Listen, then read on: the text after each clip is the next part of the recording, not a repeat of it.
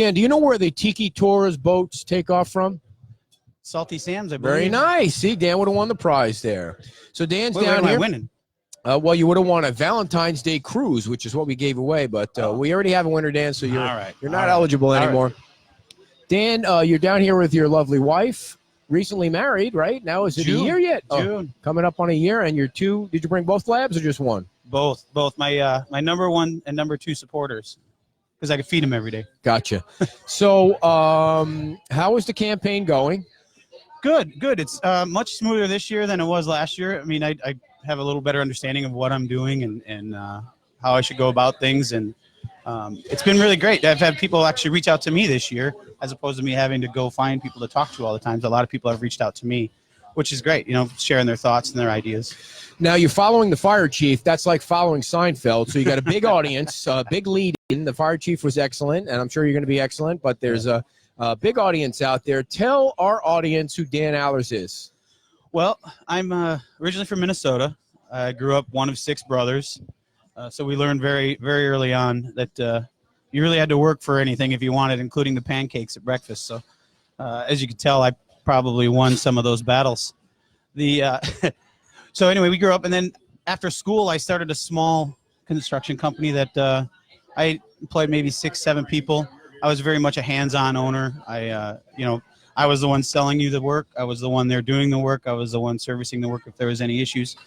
So from there, before 2008 crash, roughly, I decided to move into the corporate world, and then went to work for DirecTV as a service manager to handle all the problems. So when there was problems, they called me. And then from there, I kind of went into the lighting world, the tech world. I've always been interested in cars and technology, so I got into the technology world, and I've been there ever since. Moved down here in 2012, met my wife on the island. Like I said, we just got married in June of last year, so we've been involved in community events and things of that nature since we met. And we met in 2013, So what other local government agencies and committees have you been involved in? The first one I was involved in was Chamber of Commerce. I was a ambassador for them. And then I went on the Bay Oaks Committee. I was there for 2 years, and now I'm on the LPA. And how long have you been on the LPA? Since October. Okay, October. And why did you decide you wanted to run for town council? I wanted to run for town council because I've always been involved in community. Community's always been a thing, whether it's been teaching Little League baseball or coaching the football teams or Big Brothers, Big Sisters.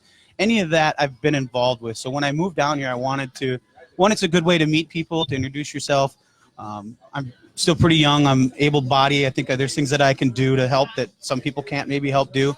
So I wanted to get involved. And then I went, I took it to the next step and went to Bay Oaks. That was a great experience. I was on there for 2 years. And then I thought my construction background and my insight into codes and ordinances and stuff would benefit me being on the LPA. Okay, so to the specific issues, the town spent $65,000-ish on a company to talk about rebranding or branding or doing something about branding, because apparently people are confused that Fort Myers Beach isn't Fort Myers. And so what is your entire opinion on that? Was it worth the money? Do you need to rebrand Fort Myers Beach? Well, I think the $65,000 could have been spent elsewhere. Maybe some crosswalks that could have illumination at them like we have on the south end. I think those would be great on the north end. I think Fort Myers Beach is already naturally rebranding itself with what they're going to be doing in Times Square, Bayfront Park, Margaritaville, things like that. They're already rebranding themselves. And I think you need to look at what's the purpose of rebranding? Why are we doing it? What is the driving force? Is it to bring more people? Is it to increase revenue? Is it to increase retail? I mean, what is it? What is the purpose? And so far, I haven't really got the grasp of what our purpose of rebranding is. I think through what we're doing at the base of the bridge and things like that, we're already naturally rebranding ourselves.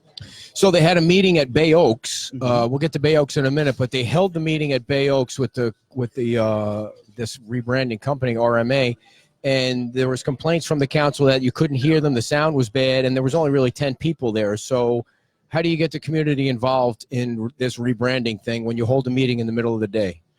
Well, that's the start of it, is the middle of the day. A lot of people still have jobs. A lot of people still work. They can't necessarily take the time off to be there in the middle of the day to do their input. And some people just don't like to talk in front of people. You know, we have issues with people not coming in front of town council to state their cases. So it's difficult for people to get out, one, in the middle of the day, and two, I don't think there's really a lot of support behind the rebranding from the people that I've talked to.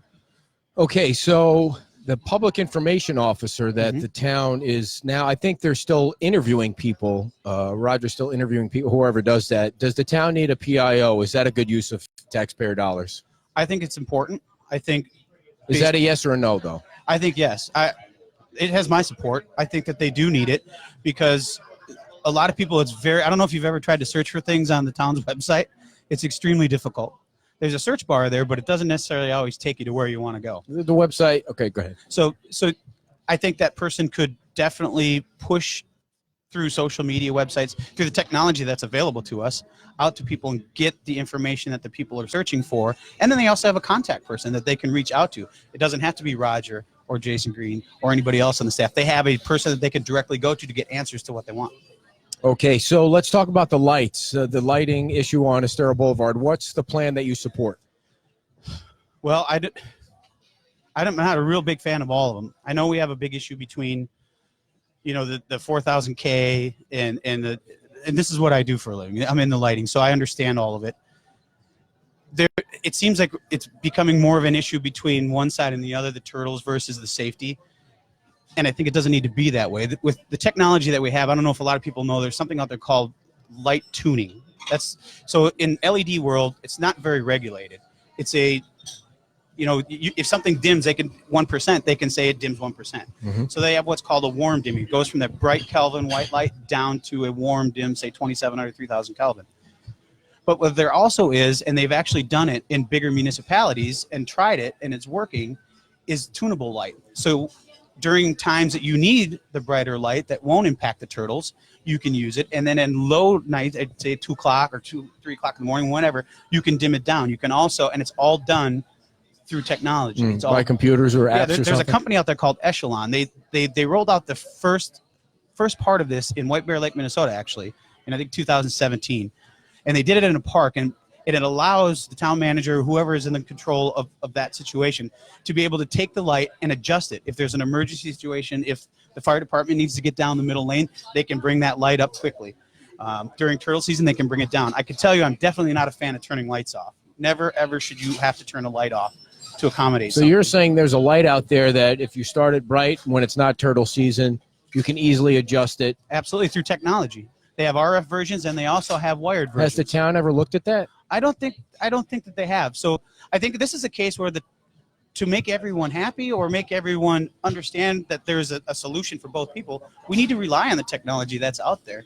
You know, very often we hear people say, well, what did this beach do, or what did that beach do? I think sometimes that gets I know, I hear that so much. It's when like, we should be it's looking crazy. at bigger municipalities I that feel aren't like, beach. yeah. So do you plan on have you ever brought that to the council before, that idea? I have not yet. So I've Are been you trying to sit, you're sandbagging it in case you get elected? No, not at all. It's I mean, there's nothing wrong with that. The lighting issue's been going on for over 3 years. It needs to happen. I haven't, since the end of the last election, I have not been quiet about public safety is my number one issue. Right. It really is. I think to wait for something to happen tragically to someone is a big mistake. Yeah. And it's been going on for 3 years, and you could see it in the council's frustration at their last meeting that it's, use their terms, they've been kicking the can down the road for 3 years, and still nothing's been done about it. What makes you think that if you're elected that the log jam over there or whatever the problem is that they can't get the lights resolved, that you could fix that? I mean, what's the problem over there that they can't get the lights up? Well, again, as I stated before, seems to be a division between what's safe for people and what is acceptable for turtles.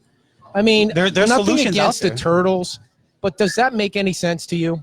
Well, it does. I mean, we do have a legal obligation to protect the turtles. It's Okay. actually in our ordinance. And if you read through I think it's a 133-page report that they sent out, which Listen, most people don't I'm read. sorry you got run over by a car, but the turtles are okay. I mean, do you see how silly that sounds? I don't disagree with you. I'm not saying kill the turtles to save the humans, but it just doesn't make any sense. It's not a priority for somebody to get the lights fixed. But the fact that there are solutions out there that we haven't explored yet, all right, there are solutions that can take care of both of those solutions. Now, I don't know what the cost is. I haven't looked at it, but I can tell you the cost based on putting the amber lights in was like 7.7 million, 500 some pole. Right. I mean, it's been, people have talked about it on your show. It's out there. Everybody. It's a Lee County road, right? It is, but we pay the electric bill on it. Okay, so but who would the cost of the installation of the lights be? Is it going to be a shared cost? Well, going based on the report that they sent out, if it goes to the amber lights, they needed the 558 poles and at a cost like 7.7 million. Yeah. Upfront cost to the town, and then it will also increase the $1,800 a month, $1,900 a month payment up to $7,000 For electric? to Holy go moly. to the People are going to amber go broke on this beach just paying the lighting bill. So I mean, somewhere in the middle is that financial responsibility, Yeah. as well as protecting the turtles and the safety of the people. I get it. And I'm not against the turtles. It's just I'm frustrated that the lights aren't up on Estero Boulevard, and I don't even live on Well, on you the know, beach. as I've been driving down Estero Boulevard over the last few months, I've kind of taken a look at how many crosswalks don't have lights on them, Yeah. or how many bulbs are out. And Yeah. in that study, it says there's 3 different types of bulbs that are being used. It's not very Yeah. efficient. Yeah. So there's a lot of things that we can do quickly, replace the bulbs, at least the ones that are there, to make them work for now. Okay. We just need to protect the people. All right. Yeah, I agree with that. Now, one of the issues that you've been really involved with is Bay Oaks, being Yes. on that committee. Yes. What is going to happen to Bay Oaks? And I know people hate when I ask this question, but does the beach really need Bay Oaks? I think it needs a community center, and that's a perfect site for it.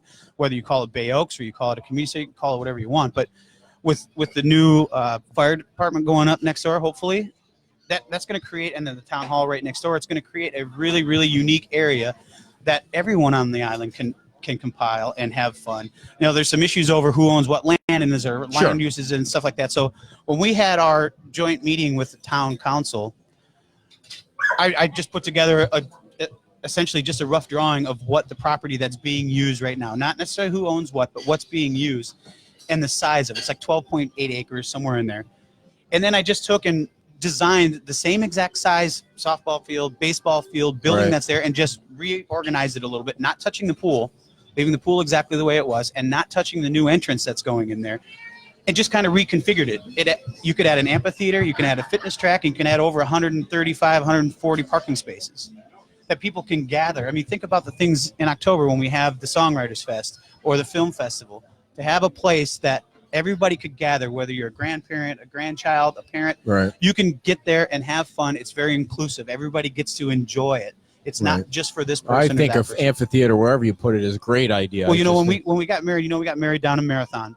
And when we would go down to check out places to take people and do things like that, every time we drove by the amphitheater, there was somebody out there playing music, because there's so even much you though can he's do by with one. himself. Right. So think of how neat it would be if you're going by and you could hear someone playing, a local musician Sure. playing. Yeah. You're going to stop, maybe go grab Yeah. your lunch here, and you're going to go check it out. So what's going to happen over there? What is if you were elected to the town council, what would you be pushing?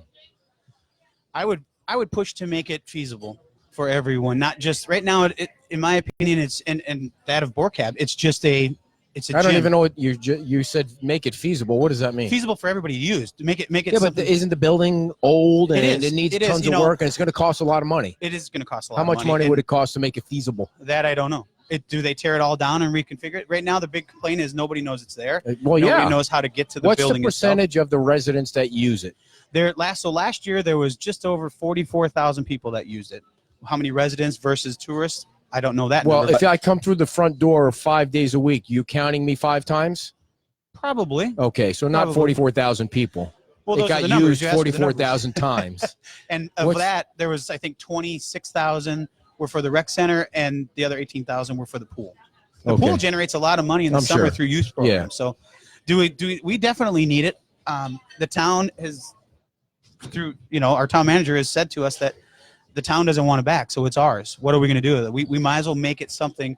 And we have, like I said before, a great opportunity to make the heart of the island which if you go to the comp Yeah. plan, that's what they're calling that, a great true heart of the island. Yeah.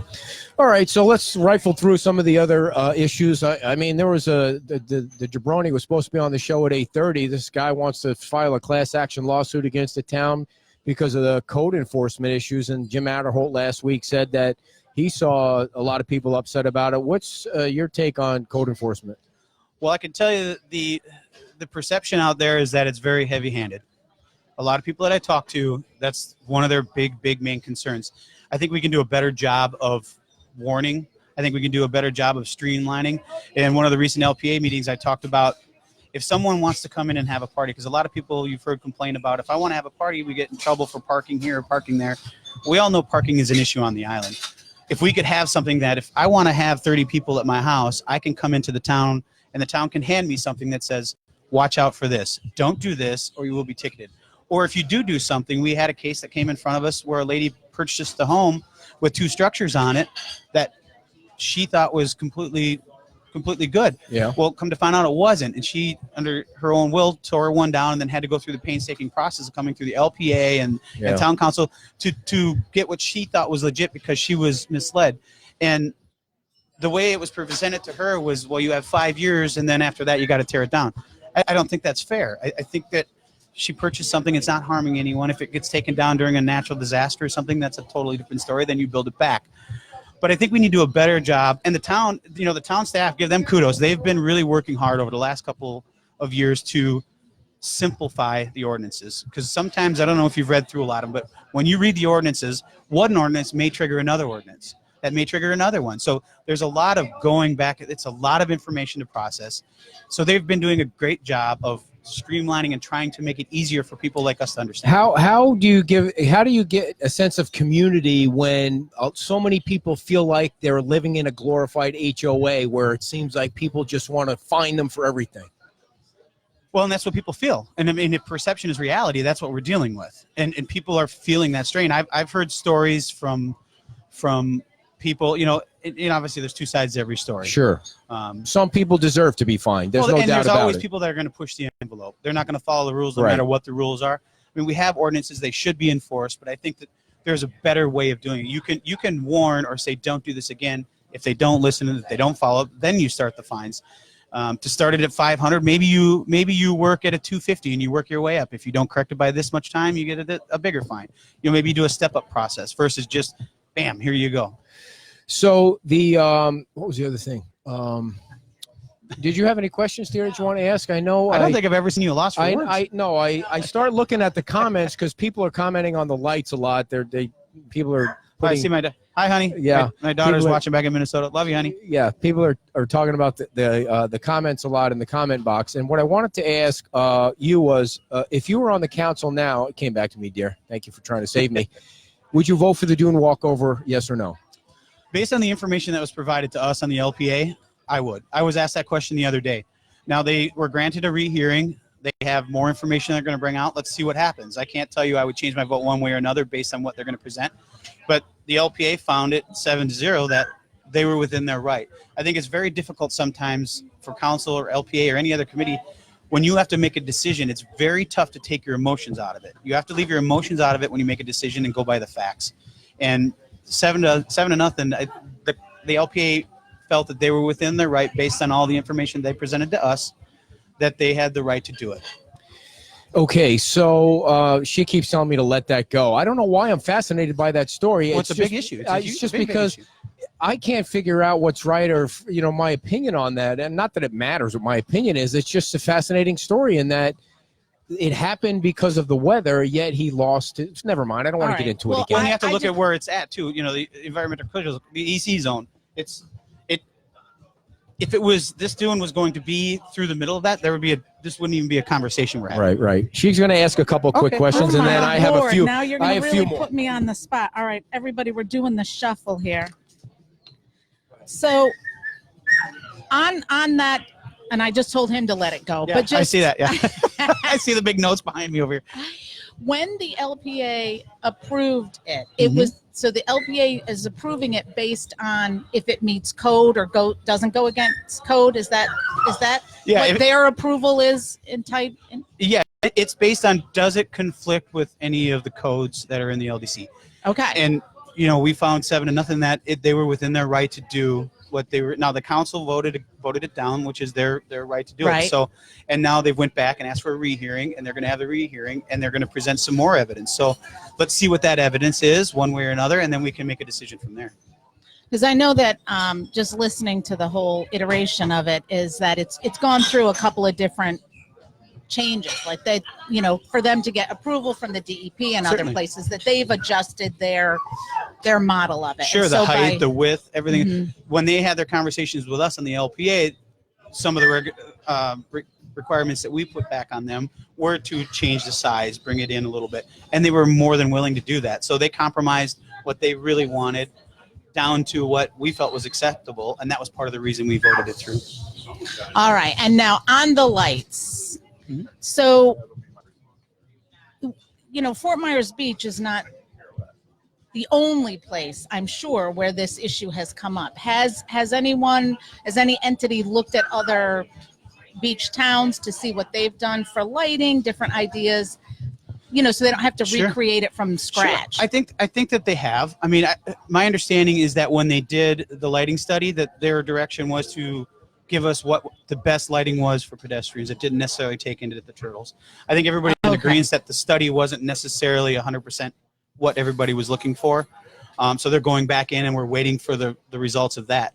But as I said earlier, I think with technology, there's a lot of different things that we can do out there based on cost, obviously. What is it Right. going to cost to do it? But we have an opportunity to be the trendsetter. I always use the analogy when I'm talking to someone in football. People are always, it's a copycat league.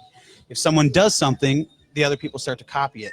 Why or shouldn't we be the one that people say, let's do what Fort Myers Beach did. Let's Mhm. set the trend. Let's think forward. Let's think what we're going to have in the future that will be sustainable, that we can adjust, that if you just have to change a bulb, you still have the technology there to be able to adjust the temperature of the light.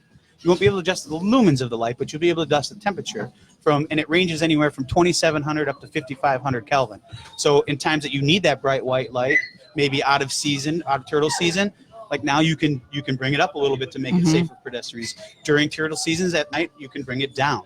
So there And are other you're not options out talking there. about amber lights, though. You're talking about adjusting a white light brighter or less. So essentially, it takes a bright white LED Kelvin, say 4,000, 5,000, 5,500 Kelvin, and it brings it down to that 2,700 to 3,000 range, which is softer, easier on your eyes. It doesn't give you that sleep deprivation that everybody talks so much about. So there are ways to do it. And then again, if you have at a crosswalk, if you have an issue where, God forbid, there's an accident, with a quick push of a button, you can get the lights in that area to a brighter area to help EMTs get to what they need to do and help. What's your position on e-bikes? I'm glad you brought that up. My position on e-bikes, I am for pedal assist. So there's like 3 different types of e-bikes. There's fully motorized, then there's partial motorized, and then there's pedal assist. So you only get power when you're pedaling.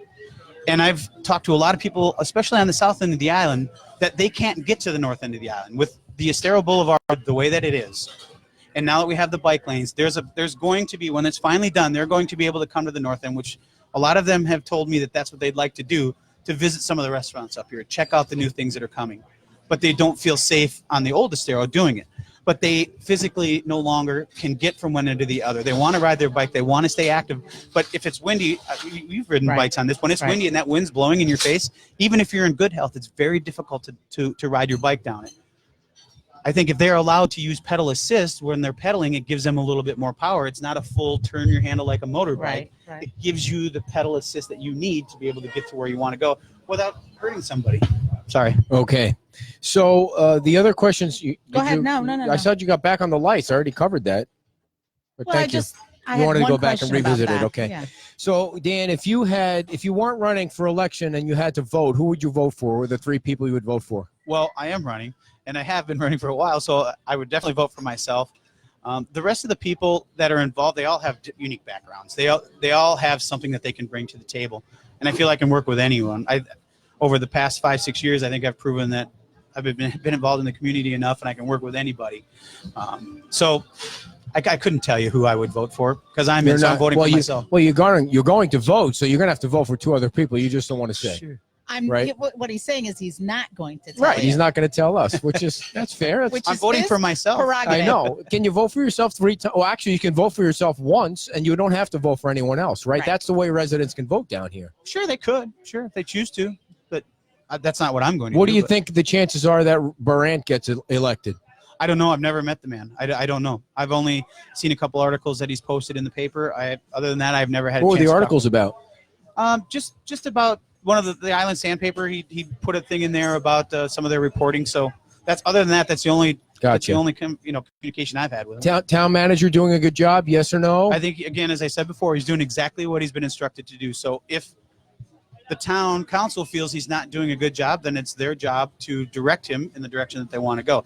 He, like everybody else, works for the people of the island. So if he's not managing it the way they want him to manage it, then it needs to be changed. What do you think's the number one important issue that's facing the beach or facing Fort Myers Beach? Right now, for me, it's public safety. Okay. I've told the story several times, and I'll tell it again because it hits home for me. When we were in a forum last year, someone brought up a question. She was a little girl from Bay Oaks. She came out, and she was scared because people were in the bushes. Because they had the dock back there that they come in. So she was very scared. And I can't stress it's like a light switch went off in my head. Mm-hmm. I have a daughter. I don't think anyone should feel unsafe on this island. Just on the drive down here, there was a gentleman in a wheelchair sitting in the middle of the sidewalk, passed out with a drink, sitting in the middle of the sidewalk. Is that something that we want, if we're going through the branding, that we want people to see when they come on the island? I don't think it is. Where do you think the water issues fit into that hierarchy of importance? Well, it's definitely, as I said last year, it's a 1A, 1B for me. I'm a master captain, so water's a big thing for me. We live on the water. We never have to stop worrying about the water. We have to continue to do what we're doing, working with people like Kevin Ruane, who's doing a great job being a voice. He's kind of that voice for the Barrier Island that's going forward, and quite frankly, all of Florida. So anything we can do to assist him to get that message out. He's already got the contacts in there to talk to people. And then anything we can do locally. We talked about the fertilizer. We've talked about things like that. If you can just be cognizant of what you're doing in your own backyard, you see something in the water. We constantly will see boats go by and things will fly out of the water. You turn around, you go and you pick it up. You try to keep the environment clean. You try to do the best you can to be good stewards of your own island. That way, when you go forward, you can help assist and say, this is what we've been doing. What maybe it'll work for you, or what have you been doing? Will it work for us? We have a couple. Go ahead, dear. No, go ahead. If you have another question. Well, I don't want to get off on the glyphosate issue. Oh yeah, we'll but- save that for all another right, day. All right. That's Dan. We're going to give away some tickets to the Kylie and Jay show, and I wanted to talk to you about. Oh, by the way, one last question that I want you to tell everybody why they should vote for you. I don't want to forget this one. Are you in favor of moving to 3 or 4 years and moving the election to November? Not that any of the residents that are voting really know about that, because there's been no way to find out about it. But what do you think? Well, if you base things on the past, it's been brought up before and it's been voted down before. I really am not partial either way, to be honest with you. Whatever they choose, if I get elected, I'll be happy to serve 3 or 4 years. I can see both sides. I can see how it saves the town money. I can also see, as someone that has been out campaigning, it's a lot of work. And if you move it to November, then you also are campaigning in the middle of summer when no one's here. So I could see both sides. And as I said, it's not a big issue for me. I'll do whatever the people vote. And it's going the right way. It's in the hands of the voters. They get to choose which way. In 60 seconds, tell everybody why they should vote for you. Well, I think you should vote for me because I've proven through my wife and I's action that we're very community involved. We try to do everything we can to be good stewards. We're always the first one out there to help. I think I bring some new forward-thinking ideas that we can bring into the future. As I said before, I'm very much into old things that are new. Like, I'm a car guy, so restaurants are my thing. Where you take an old car and make it look new again. I think you can make old houses look new again. So I'm really into that kind of stuff. I just think I can bring a fresh perspective, some new ideas to mix with the council that's already in place, that have been here for a while. And between the differences of people or the different backgrounds of people, I think we can really get a good gel of things that will really benefit our island. And how do people get in touch with you, find out where you are, donate to you if they want to, all of that? The easiest way is if you go to your little Google search bar and either type @Dan4Our Beach or Dan for Our Beach. The first thing that will pop up will be my Facebook page. It has all my contact information, how you can donate. You can call me on my cell phone if you want. You can email me. Any way you need to get a hold of me, if you just type in your Google search bar, Dan Farrar Beach, you'll find me. Great job today, Dan. Thanks for coming. Thanks. We appreciate it very much.